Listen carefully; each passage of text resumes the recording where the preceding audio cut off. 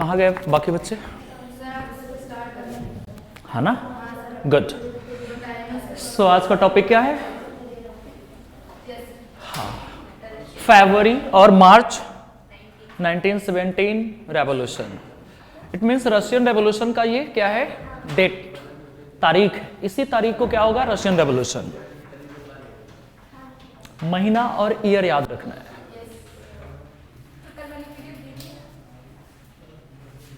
हाँ, मैं वहीं से आ ही रहा हूँ, अभी ऑफिस में ही बैठा हूँ 1-2 घंटे से। कॉपी वगैरह वही तो चेक कर रहा था बैठ के। So it is causes of Russian revolution we are already discussed about. देखो, इसके बारे में हमने पिछले क्लास में देखा था कि हिस्टोरिकल बैकग्राउंड क्या है इसका। Good afternoon. ऐतिहासिक पृष्ठभूमि क्या है, तो एक शॉर्ट रिकैप है, फटाफट इसको चेक कर लो। Good morning. The Russian revolution of 1917 was the combined result of Russia's backward economy, the misery of farmer and worker, the autocracy of कहाँ सब लोग थे, अचानक भाग के आ रहे हो। The tradition of popular rebellion, the government's lack of desire to improve the condition of worker and the spread of socialism ideology। ये आपने पिछले क्लास में क्या किया था, देख लिया था।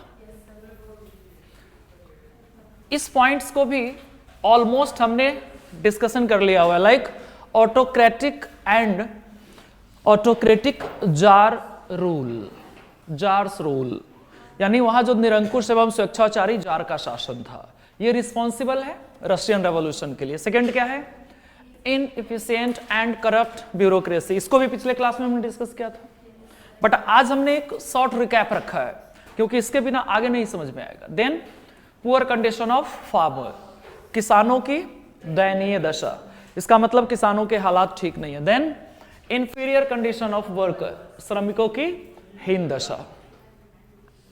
Then social and economic inequality, सामाजिक आर्थिक असमानता।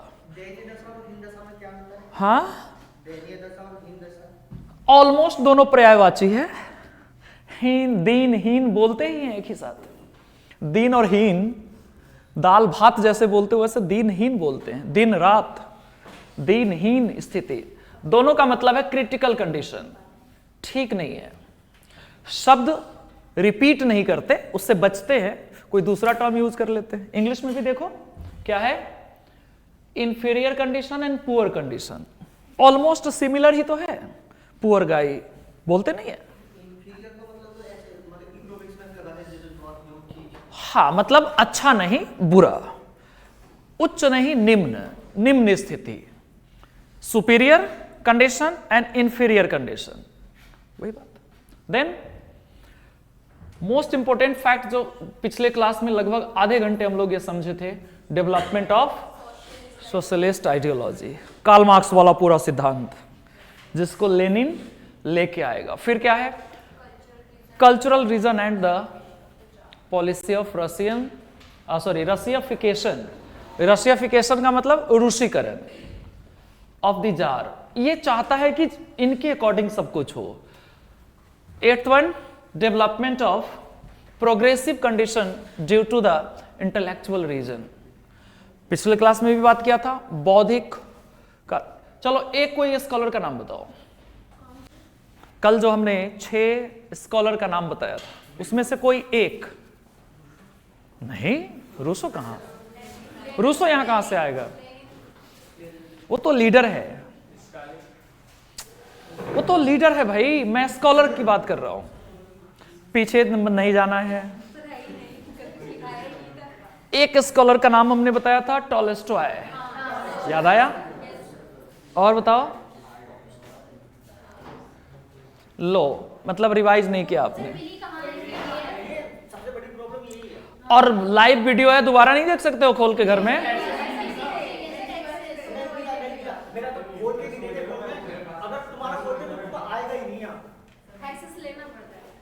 सबको एक्सेस नहीं मिला हुआ है। तो YouTube पे मुझे लगता है कि सारे वीडियो तो आजकल ओपन कर रहे हैं, नहीं सारे नहीं।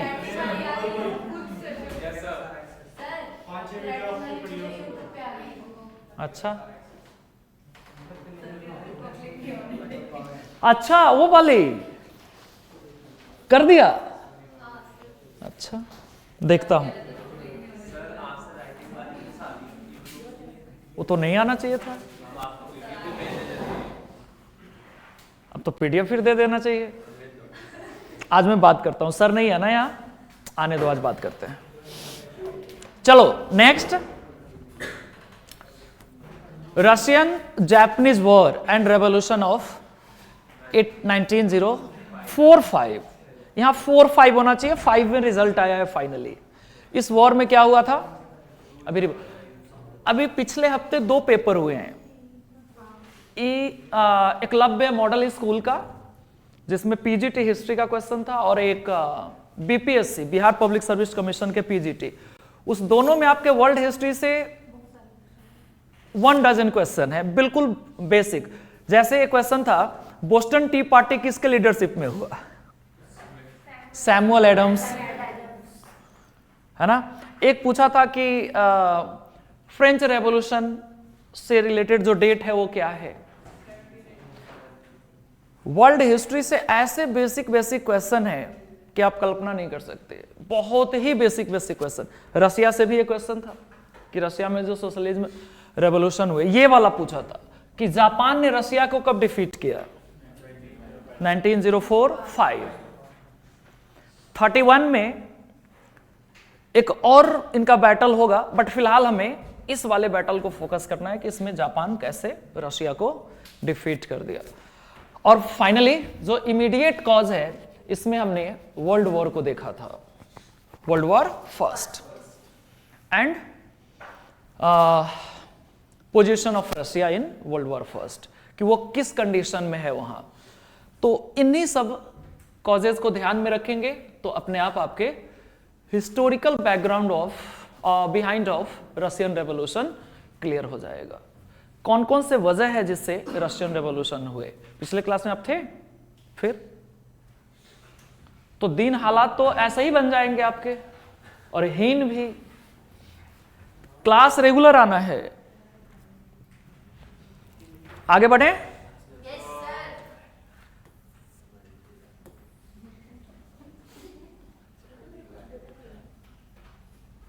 रेवोल्यूशन ऑफ 1917, यही आपके एग्जामिनेशन में एक बार आया हुआ है रशियन रेवोल्यूशन को डिफाइन करने के लिए। यही मेन बॉडी है, मेन बॉडी में यही जाएगा। आंसर राइटिंग सिखाया था ना, तो इसको अच्छे से याद करना है, घर में जाना है, समझना है। फिलहाल तो पढ़ लेंगे, पढ़िए।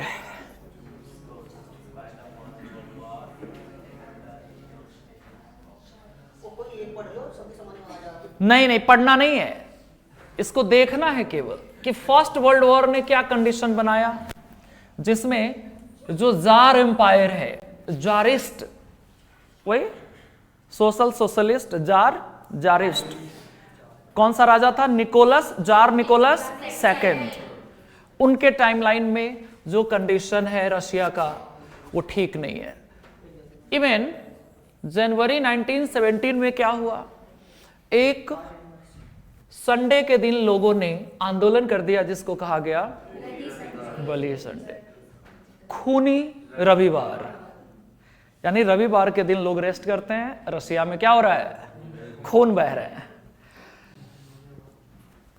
क्वेश्चन भी बनाए जा सकते हैं कि खूनी रविवार से संबंधित क्रांति का, है ना, संबंध किस आंदोलन से है, तो आपको बताना पड़ेगा। फिर क्या हुआ? ऑन मार्च 7, 1917, और वो डेट कौन सा था? फरवरी से आगे जो कैलेंडर चल रहे थे रशिया का, वो वाला। ये तो इंटरनेशनल कैलेंडर के अकॉर्डिंग है। रशिया का अपना जो कैलेंडर है उसके अनुसार कौन सा डेट है? 22 फरवरी। इसी दिन जो वर्कर्स थे, किस वर्कर मतलब समझते ना, कामगार, मजदूर, उन लोगों ने क्या किया? भूखे प्यासे सड़कों पे आ गए और अपने किससे, सम्राट से क्या मांग रहे हैं? जो रशिया फ्रांस में मांगा था, रोटी। अरे सबसे पहला नीड क्या है? रोटी। जब ठंड में भूख से लोग मरेंगे तो क्या मांगेंगे? देखो मैंने टिक भी किया अंडरलाइन, फिर भी नहीं देखा आपने। ब्रेड, रोटी, रोटी चाहिए। रोटी, कपड़ा और मकानी तो चाहिए आपको। ये क्या हो रहा है कशिश? सबसे बड़ी बात क्या है कि इस समय माहौल रशिया का बिल्कुल चेंज हो चुका है। अब तक जो मिलिट्री थे वो कैसा था? एरिस्टोक्रेट मिलिट्री, मींस मिलिट्री आम जनता के फेवर में कोई भी काम नहीं करता था। Now socio political scenario of Russia was changed. Now police put his gun in front of peoples of Russia.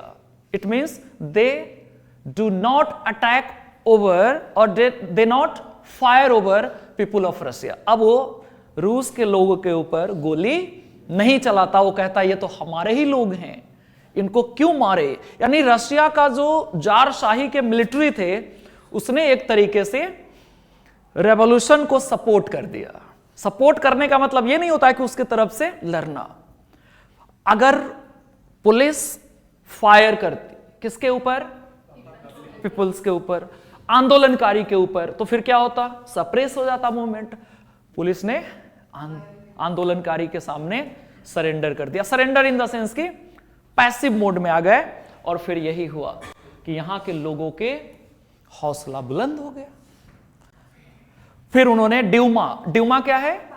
Parliament of Russia. Dumas के समक्ष अपने डिमांड्स रखे, और यही रशियन रेवोल्यूशन की वास्तविक शुरुआत। उस ड्यूमा का एक नेता है जिसका नाम है अलेक्जेंडर करेंस्की।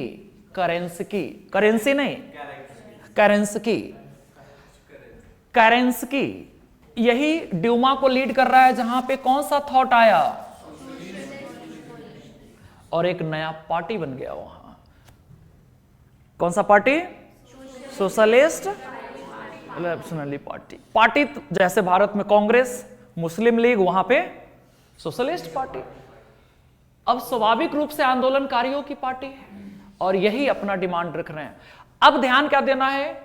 रशिया में लगभग 300 साल से रूल कर रहे थे जार, यानी जार डायनेस्टी। अब उनके शासन के अंत की बारी है। लंबे समय तक रूल करते करते ये आ चुके थे, और यही एक बार फिर से रिपीट हुआ अक्टूबर नवंबर 1917 में। तब जब आएगा Bolshevik revolution under leadership of Lenin. इस समय उन्हीं के लीडरशिप में एक बच्चा, एक नया व्यक्ति आएगा जिसका नाम लेनिन होगा। अभी आने वाले हैं। बोल्शेविक का नेता बनेगा लेनिन। स्टार्ट तो करेंस्की ने यहीं से कर दिया था। जो फर्स्ट मूवमेंट है, जब रोड पे लोग आए उसी समय। अच्छा, यह भी पूछा जा सकता है कौन से सड़क पे आया था? देखो तो, स्ट्रीट ऑफ पेट्रोगाय या सेंट पीटरबर्ग, ये तो नाम सुना होगा आपने, सेंट पीटरबर्ग।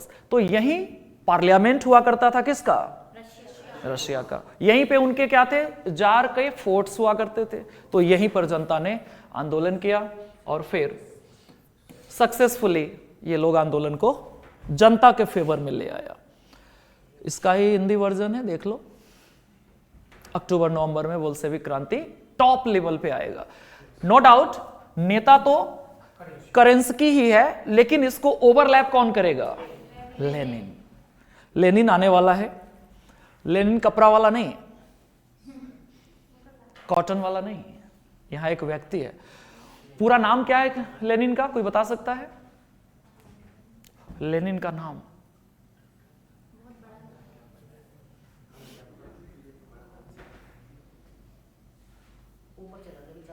बेचारा कहां जाएगा? यही होगा बेचारा। लेनिन का पूरा नाम बताता हूं। कहां चला गया? नहीं, इसी में है तो यही। यहां होगा, यहां यहां यहां यहां यहां।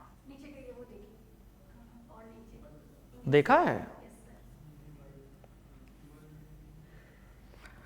नाम ढूंढने में देखो कितना समय लग रहा है। नहीं मिलेगा अब लगता है, खो गया। यहां यहां यहां ये रहा, व्लादिमीर इलिच उलियानोव लेनिन। मुझे याद नहीं था इसीलिए तो मैं ढूंढ रहा था, नहीं तो बता नहीं दिया होता। पूरा नाम क्या है? Vladimir Ilyich Ulyanov Lenin. जब मुझे याद नहीं है तो आपको क्या याद रहे? आपको लेनिन याद रखना है केवल। कौन सा नाम? लेनिन या व्लादिमीर लेनिन। व्लादिमीर लेनिन याद रखिए, बीच वाले दो को भुला दीजिए। अब यहां नहीं जाना है, अभी तो केवल नाम दिखाया।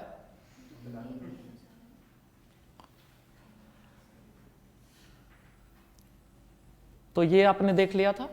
हाँ, यहां देखिए, the reason for victory of Bolshevik party means आखिर बोल्शेविक क्यों सफल हुआ रशिया में। तो पिछले क्लास को याद कीजिए, हमने क्या बताया था? अप्रॉक्सीमेटली यहां पर जो इकोनॉमिकल कंडीशन है वो किसके फेवर में है? या तो लैंडलॉर्ड्स के फेवर में, या जमींदार, या फ्यूडल्स, या फैक्टरर। आम आदमी के पास ना तो लैंड प्रॉपर्टी है, ना ही उनके पास कोई फैक्ट्री है। वर्कर के कंडीशन ठीक नहीं है।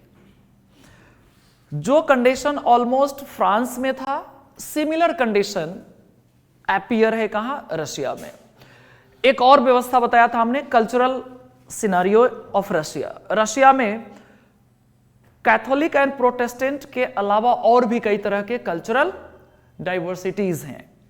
नो डाउट अभी भी वहां पर प्रोटेस्टेंट टॉप क्लास पे है, बट फिर भी रशिया में टर्की से गए हुए भी मुस्लिम लोग हैं, याद है? बताया था हमने कि बहुत सारे इस्लामिक लोग भी वहां रहते हैं। यही वजह है कि यूएसएसआर का क्या हो चुका है? डिक्लाइनेशन, बिकॉज इस लोअर पार्ट्स में, ये सब रशिया का पार्ट था। कजाकिस्तान, यहां देख लो एक बार, कजाकिस्तान, ये उज्बेकिस्तान, किर्गिस्तान, और इस तरफ यूक्रेन, बेलारूस, यहां कोई नहीं देख रहा, सब कहीं और खोया हुआ है। तो ये वाला जो एरिया है यहां तक, चाइना तक, ऑलमोस्ट ये सब रशिया का पार्ट था। इनमें ज्यादातर पॉपुलेशन वो है जो टर्की से शिफ्ट करके गया हुआ है। जब कैलिफ रूल थे टर्की में, खलीफा का शासन, तो उनके पावर में आप देखोगे रशिया तक लोग पहुंच गए थे अपने मिलिट्री कैंपेन करते हुए। याद है आपको, एक बैटल बताया होगा मैं किसी क्लास में, रेनेशा पढ़ाते समय, क्रूसेड, धर्म युद्ध।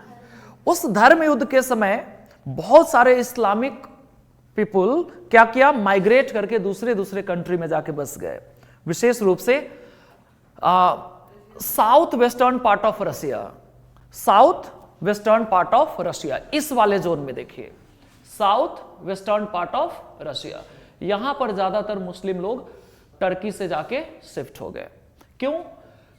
क्योंकि एक पॉलिटिकल वैक्यूम क्रिएट किया था यहां से मंगोलियंस ने क्या किया था? अपने मिलिट्री कैंपेन को करते हुए मॉस्को तक पहुंच गए थे, और जब मॉस्को तक पहुंचे थे तो इस एरिया के जो पुराने साम्राज्य थे वो सब क्या हो गया था? कोलैप्स हो गया था। इवन इस जोन में भी आ गए थे ऑलमोस्ट जो राइन रिवर है या आल्प्स माउंटेन, इसके वैलीज में मंगोलियंस पहुंच गए थे। तो मंगोलियंस के डिक्लाइनेशन के बाद टर्की को क्या हुआ? एक पॉलिटिकल वैक्यूम दिखे, और उसको फुलफिल करने के लिए तुर्की से उन सभी एरिया में जाके बस गए। और वैसे भी सेंट्रल एशिया में पॉपुलेशन बहुत ज्यादा है, तब भी था, मेसोपोटामिया के समय में भी बहुत ज्यादा पॉपुलेशन थे। दैट्स वाई इस एरिया में देखेंगे तो जो सोशियो कल्चरल डाइवर्सिटीज है वो टॉप क्लास है, मीन्स डिफरेंट रेस के लोग हैं यहां। मूलवंश, जिसको आप क्या कहते हो,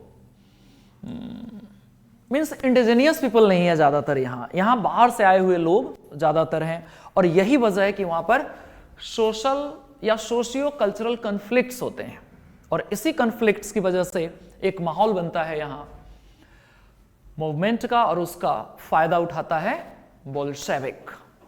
the term Bolshevik means group of majority, बहुसंख्यक लोगों का समूह को हम बोल्शेविक कहते हैं रशियन लैंग्वेज में। जैसे भारत में क्या बोलते हो? नहीं, जैसे माइनॉरिटी बोलते हैं हम, तो वहां पर माइनॉरिटी के लिए टर्म होगा मोनसेविक, और बोल्शेविक मेजोरिटी के लिए, जो मेन स्ट्रीम के लोग हैं उनके लिए बोल्शेविक, और उसको ही लीड कर रहा है कौन? लेनिन। स्टार्टिंग में करेंस्की एंड उसके बाद लेनिन, यही दोनों तो नेता है वहां के।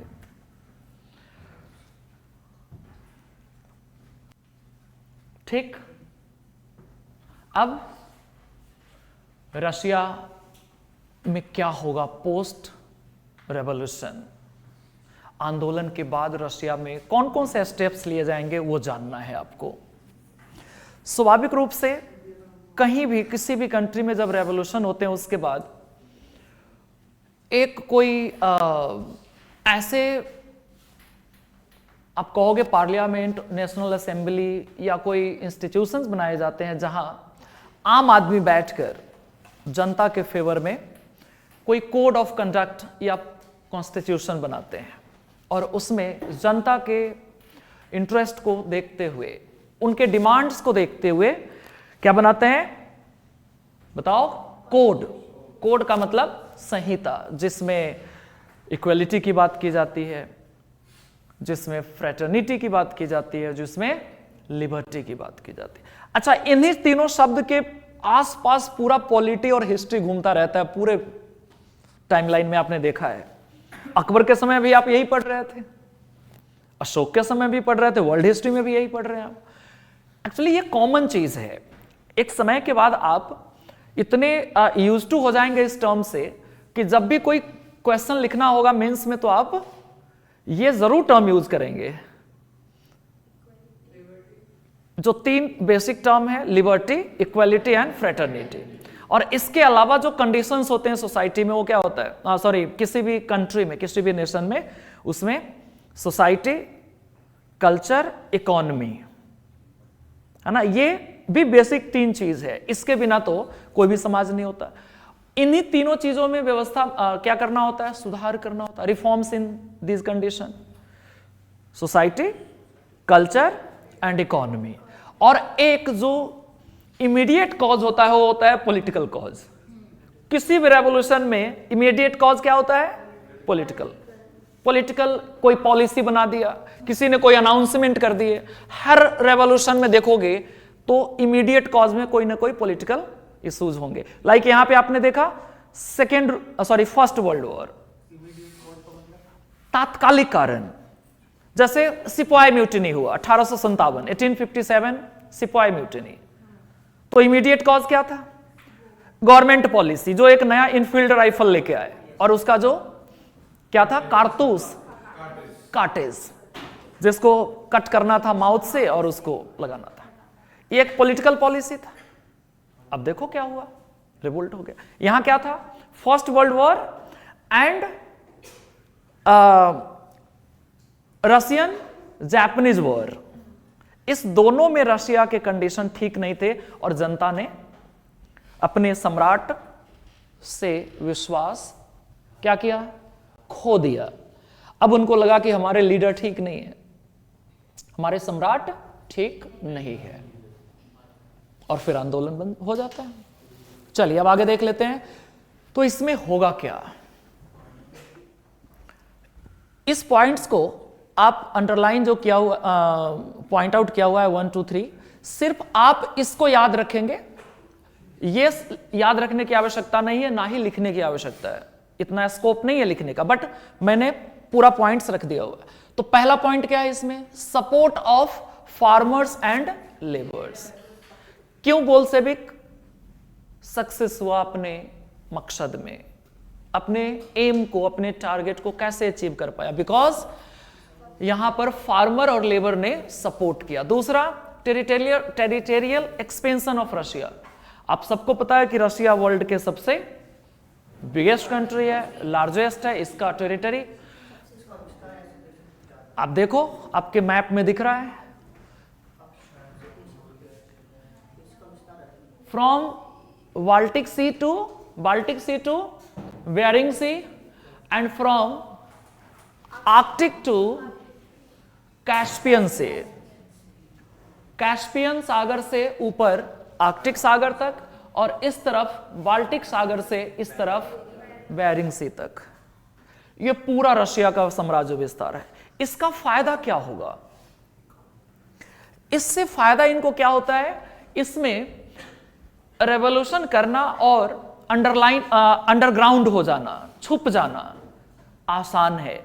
मिलिट्री कवरेज पॉसिबल ही नहीं है कि पूरे इतने बड़े साम्राज्य में आप मिलिट्री को चप्पे चप्पे पे रख दे। पॉसिबल है? नहीं है। छोटे कंट्री में मिलिट्री कंट्रोल करना बहुत आसान होता है और किसी भी तरह के रिबेलियन या अपराइजिंग मूवमेंट को कंट्रोल करना आसान होता है। लेकिन जो बिगेस्ट कंट्री, लार्जेस्ट कंट्री होगा, जिसका टेरिटोरियल एक्सपेंशन बहुत ज्यादा होगा, वहां पे आंदोलन चलाना बहुत आसान है। आपने देखा है 1857 में ब्रिटिश आर्मी को कितना मशक्कत करना पड़ा हमारे आंदोलन को सप्रेस करने में। 1.5 साल लग गए, 1.5 साल, 100 एंड ऑलमोस्ट 6 मंथ। आपने देखा मई में स्टार्ट हुआ था, 10 मई को, और 58 तक रेवोल्यूशन हुए। 1 नवंबर तक ऑलमोस्ट वो चलता रहा। तो भारत भी विश्व के बहुत सारे कंट्री से तो ठीक है, छोटा है, बट यूरोपियन कंट्री से, मैक्सिमम कंट्री से इसका टेरिटोरियल एक्सपेंशन ज्यादा है। तो यहां भी उस समय मिलिट्री को बहुत मेहनत करना हुआ। एक सपोर्टिव एलिमेंट क्या है इनका? टेरिटोरियल एक्सपेंशन यानी क्षेत्रीय विस्तार। तीसरा क्या है? First world war. इसमें भी कोई लीड मिला इसको, वहां के लीडर्स को। लेकिन रशिया के जो साम्राज्य है, means monarchy of Russia, tsar empire, उनका क्या हुआ? उनका पतन हुआ। क्यों? क्योंकि वो युद्ध में अपने आप को सुपीरियर पोजीशन में नहीं रख पाए, डायलेमा में थे, किसका सपोर्ट करें, किसके साथ रहें। ऊपर से ऑलरेडी वहां नेपोलियन ने एक बार रशियन को ऑलरेडी सप्रेस किया हुआ था, बताया था पिछले क्लास में। मॉस्को तक पहुंचकर नेपोलियन ने रशियन को खूब पीटा था, धोया था।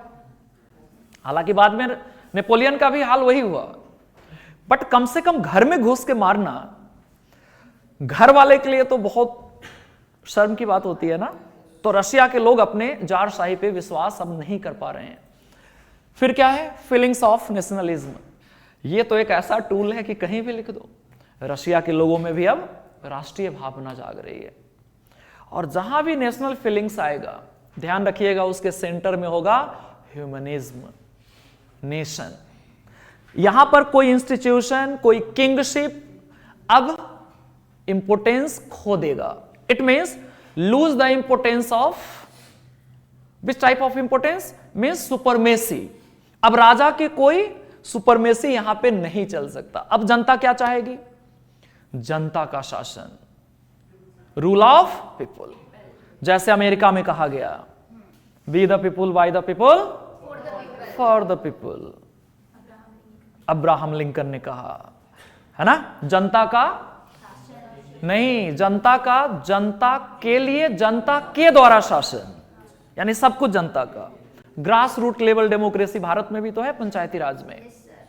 आप खुद ही वहां पार्लियामेंट्री मेंबर होते हो गांव में, ग्राम सभा में, आप खुद ही रूल बनाते हैं। वहां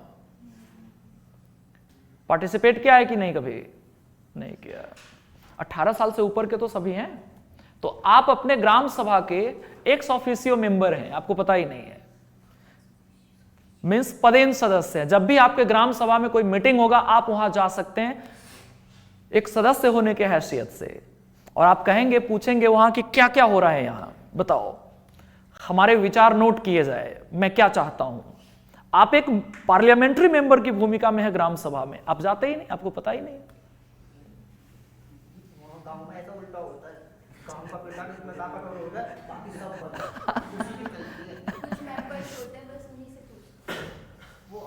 एक्चुअली अब बाहुबली लोग बन जाते हैं, इस पोस्ट पे आ जाते हैं और उनके सामने कोई जाता ही नहीं, वो गन लेके चलते हैं।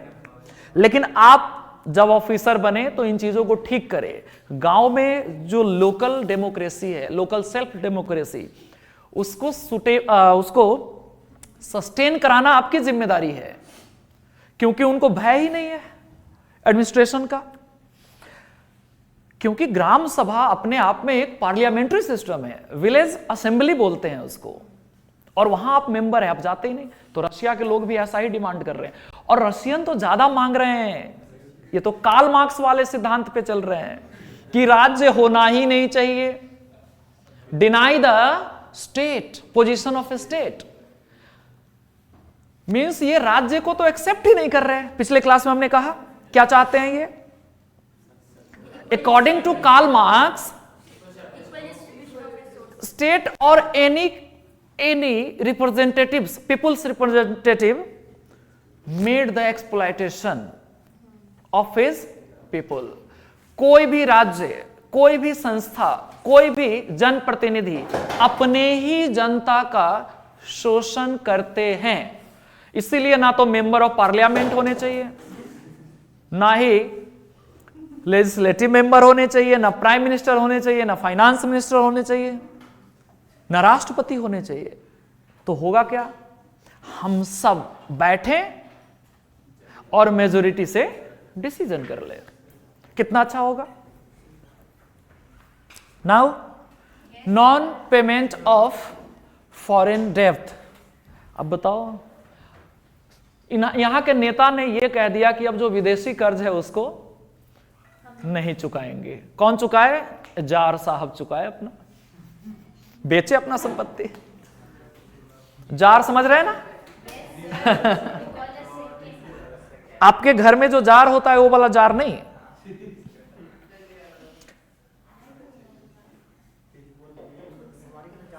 ये उसका ही हिंदी फॉर्म में देख लीजिएगा। अब इस क्रांति के प्रभाव क्या है, इंपैक्ट क्या है? ज्यादातर क्वेश्चन जो हिस्ट्री में आते हैं, कॉजेज एंड इंपैक्ट। बैकग्राउंड एक दो लाइन भी आप लिख देंगे तो चलेगा, बट कॉजेज एंड इंपैक्ट आपको हर हाल में उसके पॉइंट्स याद रखने होते हैं। तो पॉइंट्स जरा लिखिए, तो सब लोग लिखिए। Impact of Russian revolution, impact of Russian revolution. First, political impact. Political impact, राजनैतिक प्रभाव। राजनैतिक प्रभाव means political changes, in sense of political changes. तो क्या क्या चेंजेस होगा political? From monarchy to socialism लिखना है, from monarchy to socialism. Hindi में लिखेंगे कुलीन तंत्र से समाजवाद में परिवर्तन। अब तक यहां पर क्या चल रहा था? मोनार्की। अब क्या आ गया? सोशलिज्म। वही सोशलिज्म जो पिछले क्लास में डिफाइन किया कि सोशलिज्म का मतलब क्या क्या होता है। उसके दो ही कीवर्ड बताया, दो ही कीवर्ड आपको हमेशा याद रखना है। एक आज भी रिपीट कर दिया। एक क्या था? Equal distribution of the national resources, राष्ट्रीय संपत्ति का बराबर वितरण। मीन्स आपके कंट्री में जितने भी रिसोर्स है, मान लीजिए 1 करोड़ रुपए हैं और आप 1 करोड़ लोग हैं, तो 1-1 रुपया बांट दो सब में। ना कोई अंबानी, ना कोई आदित्य, है ना? अडानी नहीं, एक ऊपर एक नीचे के लोगों की बात करो। मतलब स्टूडेंट का मतलब फकीर होता है, मैं इस सेंस में कह रहा हूं, आप सभी फकीर हैं।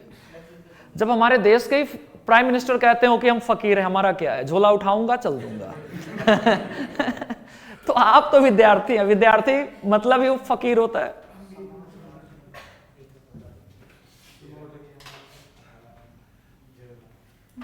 झोला उठाऊंगा, चल दूंगा।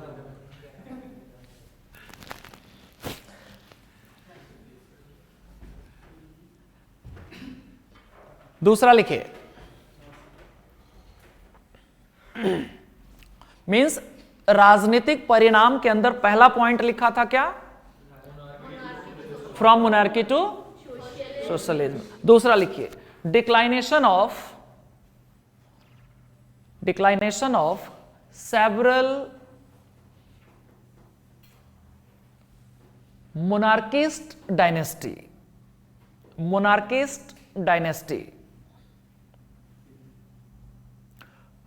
कुलीन तंत्र का पतन। कुलीन तंत्र का पतन से मतलब है अब यहां पे जितने भी रीजनल फ्यूडल्स रूल कर रहे थे उन सबको क्या किया? उनके प्रॉपर्टी छीन लिए, उनके political rights, it means privileges क्या कर लिया गया? वापस ले लिया गया। अब वहां कोई खास व्यक्ति नहीं होगा, every person of Russia consider as common people, socialist, सब लोग एक जैसे माने जाएंगे। कोई वहां फ्यूडल नहीं होगा, कोई वहां कैपिटलिस्ट नहीं होगा, कोई वहां लेबर नहीं होगा, सब क्या होगा? इक्वल। कहने की बात है, ये सब अच्छा लगता है सुनने में, हुआ नहीं, पॉसिबल ही नहीं। कार्ल मार्क्स के सिद्धांत मैंने बताया कहीं भी 100% प्रैक्टिकली इंप्लीमेंट ही नहीं हुआ। हाँ, हाइपोथेटिकल डेटा है ये कि ऐसा हो सकता है, और मैंने बताया क्यों नहीं होगा। गाय वाला एग्जांपल याद करो, गाय वाला एग्जांपल दिया था ना कि कैसे अंततः सारे गाय अल्लाह के पास चले जाएंगे, अल्लाह को प्यारे हो जाएंगे। मतलब भूख से बीमार होके तरफ तरफ के कैसे, मतलब रिसोर्स ही नहीं बचेगा। तो ये पॉसिबल ही नहीं, टेक्निकली पॉसिबल नहीं है। बट फिलहाल अच्छा लग रहा है सबको सुनने में कि क्या हो रहा है? सोशलिज्म आ गया, सारे पावरफुल लोग खत्म हो गए, चर्च की संपत्ति राष्ट्रीय संपत्ति घोषित कर दी गई, सारे फार्म, सारे फील्ड, सारे फैक्ट्री क्या हो गया? National property. कहा क्या गया? इस जमीन को किसानों को दे दो जो खेती करने वाले हैं, फार्मर, डिस्ट्रीब्यूट कर दिया। और सारा फिर वही हुआ कि उसके बेनिफिट्स, प्रॉफिट लेनिन एक्वायर करना स्टार्ट किया। हमने बताया था पिछले क्लास में एक सीक्रेट मिलिट्री बनाया, जो आवाज उठाए, क्वेश्चन पूछे कि हमारा राइट सही है, उसको खोपचे में ले लो। लेनिन ने जिस उद्देश्य को लेके सोशलिज्म मूवमेंट चलाया उसको ही अंत में उसके ऊपर बैठ गया, मींस वो खुद ही डिक्टेटर बन गया। जनता के राइट्स सिर्फ दिखाने के लिए होता है कि आपके पास ये राइट है। खैर, एक काम और हुआ यहां पॉलिटिकल इंपैक्ट कि रशिया प्रथम विश्व युद्ध से बाहर आ गया। लिख लीजिए, Russia set back from participation of first world war. रूस प्रथम विश्व युद्ध की भागीदारी से बाहर हो गया। वर्ल्ड वॉर चल ही रहे थे, 18 में खत्म होगा ना, 1918 में खत्म होंगे, रशिया पहले ही वापस आ गया। यह भी एक अच्छा हुआ, नहीं तो और नुकसान होता बाकी देशों की तरह। वर्ल्ड वॉर में किसको फायदा हुआ? पहले वाले में ऑलमोस्ट इंग्लैंड को और सेकेंड वाले में अमेरिका को, बाकी सब तो नुकसान ही उठाया। बाकी सबको तो नुकसान ही उठाना पड़ा। वर्ल्ड वॉर में किसको क्या मिला? और आम जनता को कभी कुछ नहीं मिलता किसी भी रेवोल्यूशन से, खास करके वर्ल्ड वॉर जैसे कंडीशन से। यूरोप में आप अगर उसके इंपैक्ट को देखोगे वर्ल्ड वॉर फर्स्ट का, तो कॉमन पीपल के साथ बहुत बुरा हुआ, और खासकर महिलाओं के साथ। आएंगे, बात करेंगे जब वर्ल्ड वॉर पढ़ेंगे तब। फिलहाल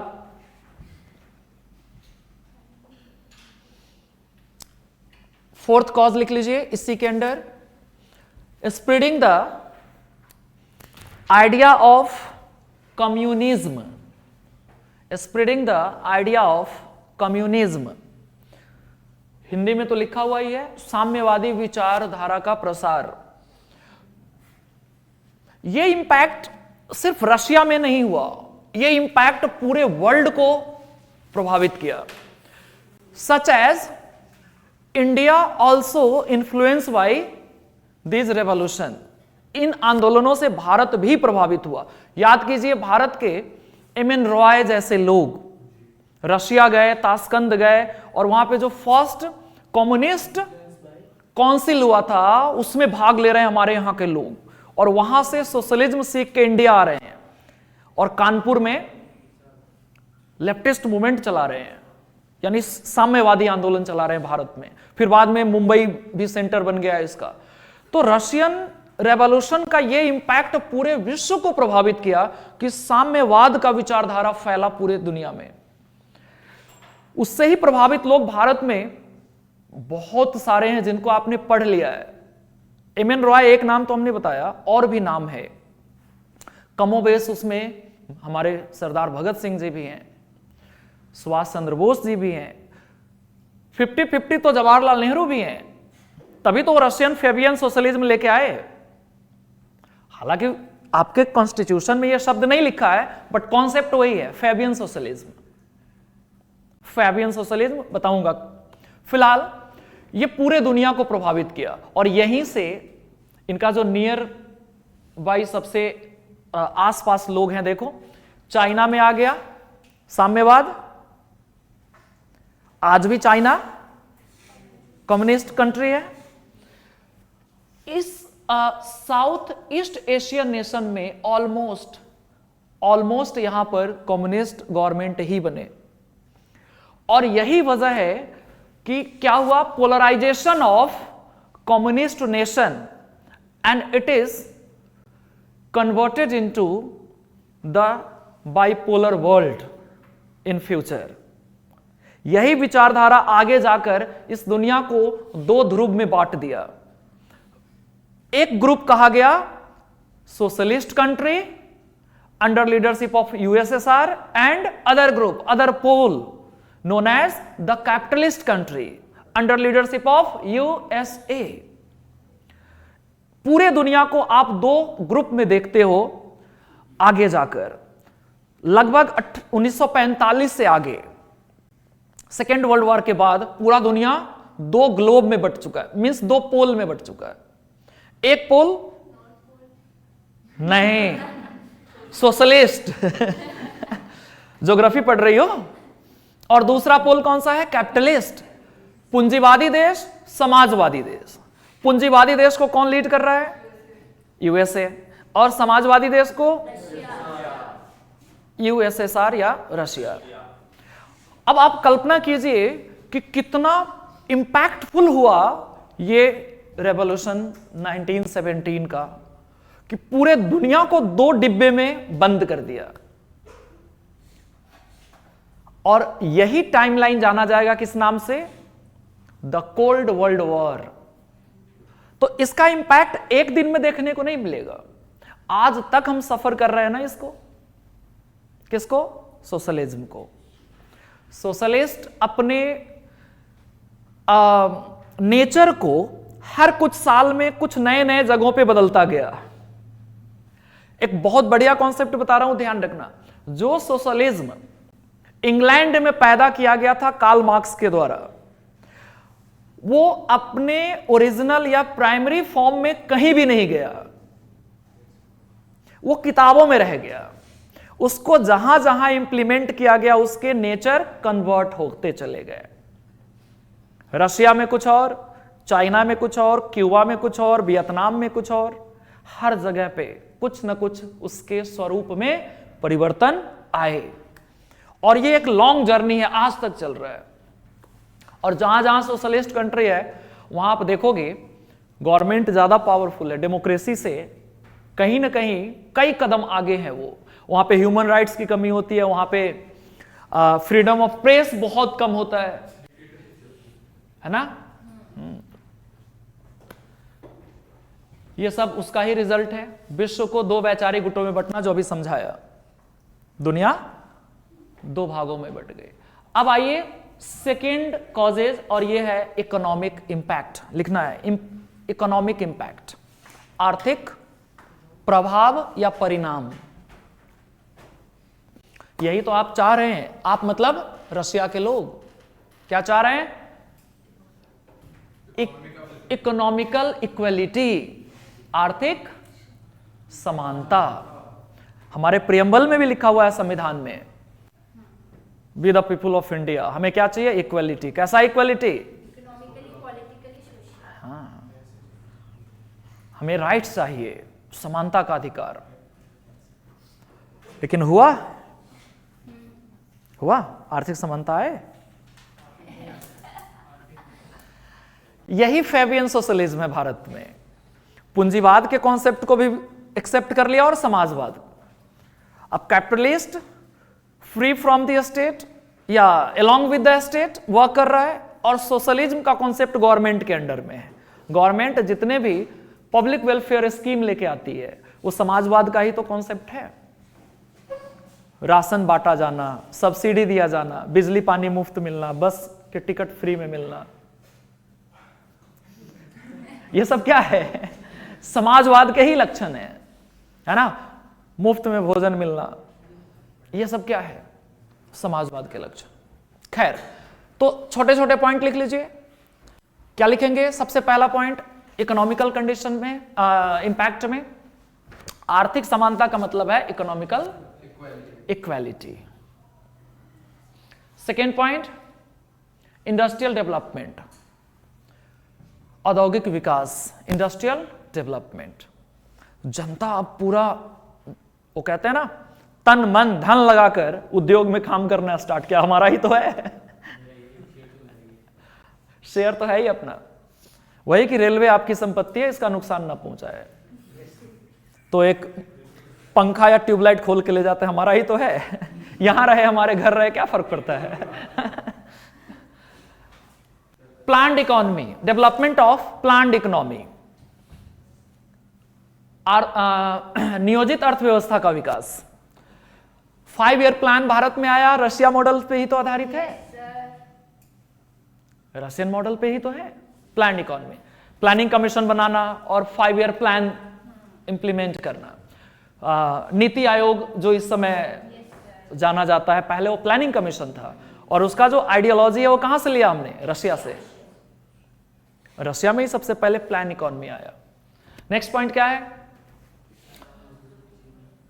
किसान व मजदूरों के जीवन स्तर में सुधार, means reform in condition of farmer and labour. अब रोटी मिल रहा है इनको, केक खाने की आवश्यकता नहीं है, ठीक है कशिश? किसने कहा था कि रोटी नहीं मिल रहा तो परेशान होने की आवश्यकता नहीं है, केक खाइए? Antoinette, queen of Louis 16 of France. रोटी नहीं है तो क्या हुआ? केक खाओ, पिज्जा खाओ, बर्गर खाओ, रोटी में क्या रखा है? कितने दिन लगातार खा सकते हो ये बताओ? 1 सप्ताह मैक्सिमम। नहीं, पिज्जा बर्गर। रोटी तो पूरे जीवन खाते हैं आप, फिर भी बोर नहीं होते। रोटी ही तो एक ऐसा खाना है जो, रोटी तो आज सिनोनिम बन चुका है। जैसे एक स्टोरी है कि एक लड़का अपने दोस्त के घर खाने गया, और वो लड़का बंगाल से आया था, और खाने गया था पश्चिमी यूपी में, मेरठ।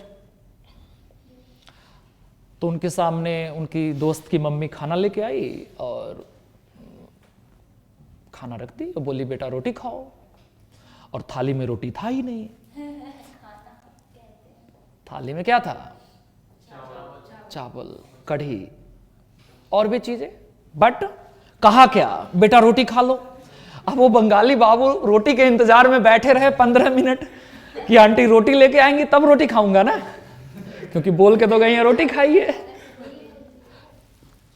तो रोटी क्या है? सिनोनियम ऑफ फूड, खाना का पर्यायवाची बन चुका है आज। कुछ भी खाने जाते हो आप क्या कहते हो? रोटी खा लूं पहले फिर करूंगा। खड़ी बोली में पश्चिमी यूपी और हरियाणा में ऐसा ही बोलते हैं, रोटी खा ले। जैसे एक और, आप ब्रश करते हो सुबह सुबह, टूथपेस्ट कोई भी हो, कोलगेट कर लो कोलगेट कर लो, कुछ भी हो, कहते क्या हैं आप? कोलगेट कर लो।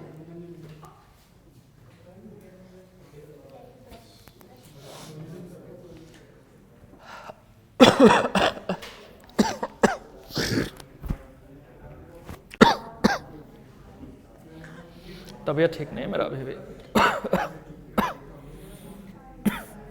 केजरीवाल से सीख लिया हमने बीमारी, खांसना।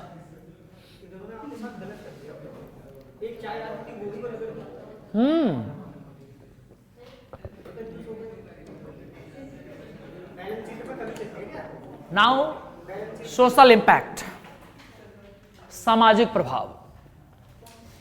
कौन सा इंपैक्ट? Social impact. समाज में क्या बदलाव आए बताइए? एवोल्यूशन ऑफ डिस्क्रिमिनेशन, भेदभाव का निषेध हो गया। क्या हो गया? भेदभाव का निषेध। लिखो, evolution of discrimination in sense of class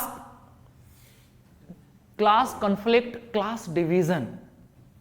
class division का मतलब, जैसे भारत में क्या था? वर्ण व्यवस्था। वहां क्या था? क्लास, वर्ग व्यवस्था। आप भी ब्रैकेट में लिख सकते हैं, वर्ग व्यवस्था का अंत। क्या हो गया? End of class division. अब यहां कोई किसी पर्टिकुलर क्लास में नहीं हो। याद कीजिए, कल ही तो बताया था, जमींदार एंड कॉमन पीपल। और कार्ल मार्क्स दो ही क्लास बताते हैं सोसाइटी में। वो ये काम आधारित या वर्ण आधारित नहीं बोलते। वो क्या कहते हैं? Elite society and common people, सर्वहारा एंड बुजुर्वा, बुजुर्गो एंड सर्वहारा, ये टर्म है उनके डिक्शनरी में। बुजुर्वा मीन्स एलीट सोसाइटी, जो प्रिविलेज्ड हैं, और जो प्रिविलेज लेस हैं वो उसको कहा कॉमन पीपल, सर्वहारा। सर्वहारा में कौन आता है? Labour, worker, farmer, craftsman. जबकि एलीट में कौन आता है? एलीट में कौन आता है कशिश? एक बार बताओ तो, 2-3 नाम। एलीट सोसाइटी में कौन आता है? बताओ बताओ। और सिमरन तैयार रहे आंसर करने के लिए। यहां क्या एक्सचेंज चल रहा है? आइडियोलॉजी का या फिर कुछ लेन देन है? हाँ बताओ संध्या, एलीट सोसाइटी में कौन आते हैं? और चर्च भी आते हैं, यस। और कैपिटलिस्ट, हाँ, पूंजीवादी। और कौन? चर्च, यानी जो भी कैथोलिक है, प्रोटेस्टेंट है। फादर्स, नन बोलते हो ना? और नहीं, brother sister, monks and nun, monks and nun. किसमें? अरे सब वही है। चलो, फादर एंड नन। खैर, दूसरा पॉइंट लिखिए, development of secularism. Secularism, secularism मतलब धर्मनिरपेक्ष, धर्मनिरपेक्षता को बढ़ावा। इसका मतलब याद करो, पिछले क्लास को हमने बताया था, ऑलमोस्ट 6 कैटेगरी थे यहां, डिफरेंट कल्चर से आते थे। मुस्लिम्स थे, रशियन इंडिजिनियस पीपल थे, कैथोलिक थे, इसके अलावा तुर्गो बताया था, याद करो, कई अलग अलग तरह के लोग थे। अब इन सबको संविधान में या फिर रशिया में कैसा सिमिलर एडॉप्ट किया गया। इट मींस जो सेकुलरिज्म का कॉन्सेप्ट है, सेकुलरिज्म का मतलब क्या होता है, state have no religion while state fulfillment of requirement of all kind of cult or sect or religion। सरकार का अपना कोई धर्म नहीं है, देश का अपना कोई धर्म नहीं है, लेकिन वही सरकार सभी धर्म को बढ़ावा देने के लिए उनकी जो भी आवश्यकता है उनको फुलफिल करते हैं। जैसे भारत एक सेकुलर कंट्री, आप खूब अच्छे से समझते हैं, भारत सरकार का कोई धर्म नहीं है। इस समय इनडायरेक्ट है, बट पहले तो नहीं था।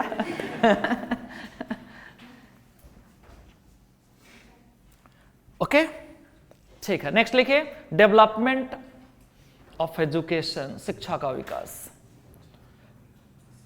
शिक्षा का विकास। एजुकेशन के बिना तो सब कुछ अधूरा है, आप सभी जानते हैं। एजुकेशन क्या है, most powerful tools of the society. समाज में सबसे शक्तिशाली जो हथियार है वह है शिक्षा। जो समाज शिक्षित हुआ वहां रेवोल्यूशन हुए और होते रहे। जैसे इंग्लैंड में कभी भी ब्लडी रेवोल्यूशन की आवश्यकता नहीं हुई, खूनी रविवार की आवश्यकता नहीं हुई, ध्यान दीजिए। वहां ग्लोरियस रेवोल्यूशन हुए। देखिए रेवोल्यूशन का भी कितना अच्छा नाम है, ग्लोरियस रेवोल्यूशन। वहां पे 11वीं सेंचुरी में ही मैग्ना कार्टा आ गए थे, जो ब्रिटिश पार्लियामेंट ने या फिर जो वहां क्राउन थे पार्लियामेंट के सहयोग से उसने एक मैग्ना कार्टा रिलीज किया था। मैग्ना कार्टा का मतलब होता है क्या कहोगे, राइट्स ऑफ पीपल, जनता के अधिकार। मैग्ना कार्टा का मतलब जब किसी के पास कुछ ना हो और फिर दे दिया जाए अचानक। माइलस्टोन चेंजेस, मील का पत्थर साबित हो जाना, अचानक से नहीं होना और हो जाना, जीरो से हीरो बन जाना, यही मैग्ना कार्टा है। माइलस्टोन बोलते हैं उसको। तो माइलस्टोन सेटअप हो चुका है रशिया में, इंग्लैंड में। इसलिए वहां कहीं कभी कोई आपने ऐसा रेवोल्यूशन नहीं सुना जैसे अमेरिका में देखा, फ्रांस में देखा, जर्मनी में देखा, अब रशिया में देख रहे हैं। ऐसा रेवोल्यूशन एक भी इंग्लैंड में नहीं हुआ। क्यों? क्योंकि वहां के लोग पहले से पढ़े लिखे अवेयर हैं। वहां पे आंदोलन भी हो रहे हैं, तो कितना अच्छा आंदोलन हो रहा है, ग्लोरियस रेवोल्यूशन। ठीक, एक और पॉइंट लिख लीजिए, महिलाओं की स्थिति में परिवर्तन, change in condition of women और वुमेन्स। महिलाओं की स्थिति में सुधार, कंडीशन में सुधार, वुमेन्स। महिलाओं की स्थिति में सुधार का मतलब क्या है? महिलाओं के पास भी राइट्स आ जाना। किस तरह का राइट? कि आप अपने इच्छानुसार इकोनॉमी चूज कर सकते हो, ऑक्यूपेशन में आ सकती हो, आपके अपने पेरेंट्स के प्रॉपर्टी में राइट्स मिल सकता है, political right, social right and cultural rights. इसी सेंस में आप देखोगे कि महिलाएं भी रशिया में काफी प्रोग्रेसिव हो गई। और रशिया की महिलाएं वर्ल्ड लेवल पर बहुत ज्यादा एडवांस मानी जाती हैं। किस सेंस में? राइट्स को लेकर। वहां की महिलाएं विवाह करना पसंद नहीं करती हैं। वो कहती है विवाह करने, हस्बैंड को पालने से अच्छा है 2 नया कार ले लो। और क्या, इतने इंपावर्ड हैं, इतने इंपावर्ड है कि उनको नीड ही नहीं है, वो नहीं पालती झंझट। तो आपको इंपावर्ड होना होगा, तब जाके रशिया जैसा बन पाओगे। और रशिया आपके थिंकिंग से बिल्कुल ऊपर है इस समय, एक लैंडमार्क सेटअप किया हुआ है। हालांकि हमारा कल्चर तो अपना है ही बहुत बढ़िया, बट अगर डेवलप इंपावरमेंट की बात करें तो रशिया नंबर 1 पे है इस फील्ड में। वजह क्या है? पॉपुलेशन बहुत कम है यहां, टेरिटरी इतना ज्यादा है कि आप आराम से रहो, रिसोर्स भी ठीक ठीक है, क्लाइमेट तो इस एरिया में ठीक है, यहां पर इस तरफ तो आप रह ही नहीं सकते। अब एक है वैश्विक प्रभाव, मीन्स क्या कहेंगे? World wide impact, world wide impact. तो क्या हुआ वर्ल्ड वाइड इंपैक्ट? पूरे विश्व में, पूरे भारत में सोशलिज्म का प्रसार हुआ। लिख लीजिए, spreading the socialism movement in the world. विश्व में साम्यवाद का विस्तार एवं साम्यवादी सरकार की स्थापना, एस्टैब्लिशमेंट ऑफ सोशलिस्ट गवर्नमेंट। एक एग्जांपल आप चाइना का लिख सकते हैं। हाँ, हमने कहा spreading the idea of socialism and establishment of socialist government. हाँ, विश्व में साम्यवादी विचारधारा का प्रसार एवं साम्यवादी सरकार की स्थापना या समाजवादी सरकारों की स्थापना। एक एग्जाम्पल हमने कहा कि चाइना का लिख लीजिए, याद रहेगा तो बेटर है। चाइना में सबसे ज्यादा प्रभाव छोड़ा रशिया के बाद। पूरे विश्व में अगर आपको अरेंज करना हो तो Russia number 1 socialist country, China दूसरे नंबर पे, फिर और छोटे छोटे कंट्री है, लाओस, वियतनाम, इस तरह के, क्यूबा, इस तरह के कुछ कंट्री और भी है। इंडिया में भी आया प्रभाव, लेकिन सरकारें नहीं बन पाई है। हमारे यहां तो जानते ही आप क्या है। इसके अलावा एक पॉइंट और लिखा हुआ है, देखिए विश्व स्तर पे क्या हुआ। Development of new vision concern with labour class worldwide, not in particular region और रीजनल लेवल। जैसे आज ILO है, international labour organisation.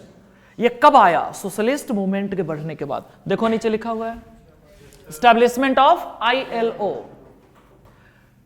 International labour organisation, अंतरराष्ट्रीय श्रमिक संगठन, श्रम संगठन। अब पूरे विश्व के मजदूरों का, वर्कर्स का ये ऑर्गेनाइजेशन है। आप किसी मजदूर को टीज करके देखो, उसका एक्सप्लॉयटेशन करके देखो, ILO वाले आपको कटघरे में बुला लेंगे। कहां? इंटरनेशनल कोर्ट में। कहां पे है international court? The Hague international court, the Hague जगह का नाम है, वहीं पे अंतरराष्ट्रीय न्यायालय है। यानी पूरे विश्व का कोर्ट वहां पे है। कंट्री ढूंढो आप, कहां है द हेग? इस मैप में ढूंढ रहे हो, यहां मिलेगा।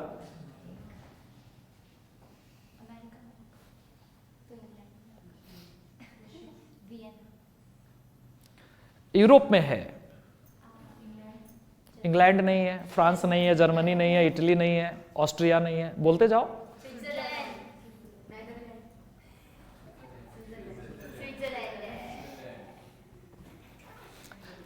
यहां देखिए, और फिर अगला पॉइंट क्या देख रहे हैं आप कि पूरे विश्व में जो विचारधाराएं थी वो फाइनली कहां आके रुक गया?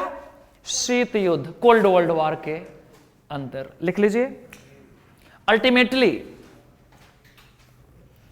अ scenario created in the world that is cold world war. अंततः, फाइनली, अंततः विश्व में एक नया परिदृश्य स्थापित हुआ जिसे शीत युद्ध के काल के नाम से जाना गया। परिदृश्य कायम हुआ, स्थापित हुआ, जिसे शीत युद्ध के काल के नाम से जाना गया, कोल्ड वर्ल्ड वॉर।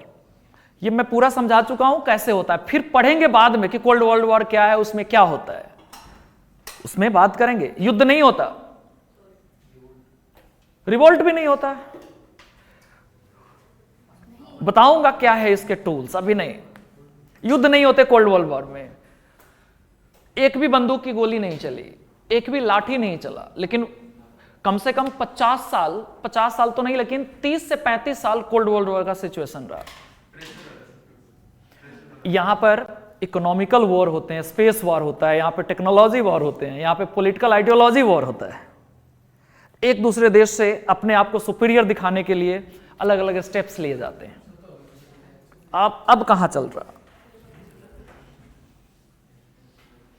कुछ लिमिटेशंस हैं, लिखिए लिमिटेशंस। हाँ, सीमाएं, लिमिटेशन।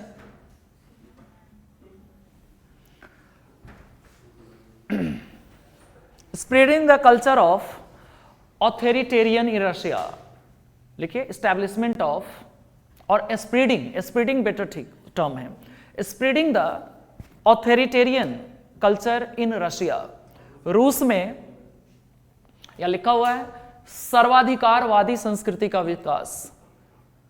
अरे लेनिन स्टालिन ने क्या किया अंत में? सभी अधिकार को अपने हाथ में ले लिया। आम आदमी के पास राइट्स जो भी कुछ दिन के लिए थे वो सब वापस किसके पास? लेनिन स्टालिन के पास। वो दोनों एक तरह से आप देखोगे तो ऑथोरिटेरियन ही है।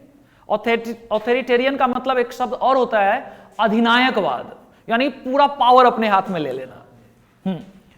और भी इसमें पॉइंट है, देखो, स्वतंत्रता का हनन, इसका मतलब है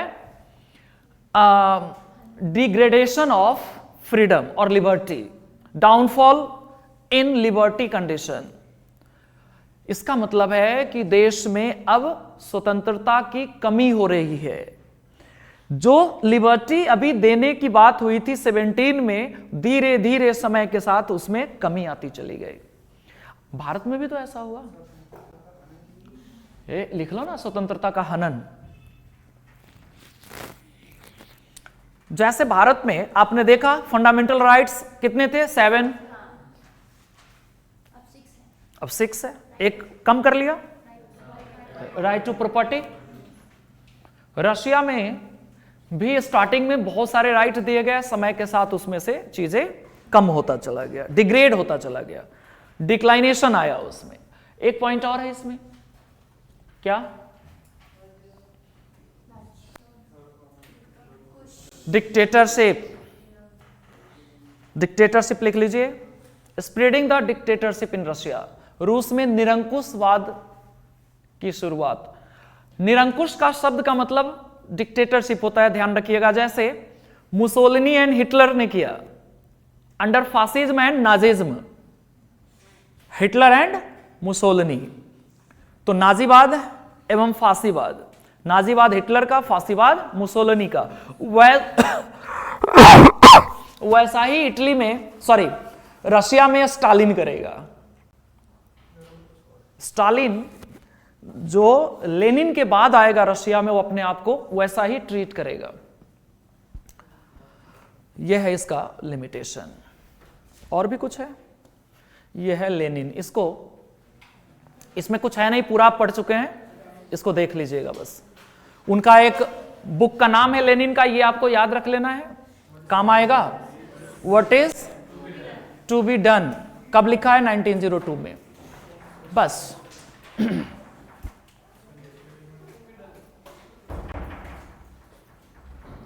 पीपीटी मिल जाएंगे आज आपको, ठीक है। अगले क्लास में हम लोग पढ़ेंगे 1902। और ये बुक आज भी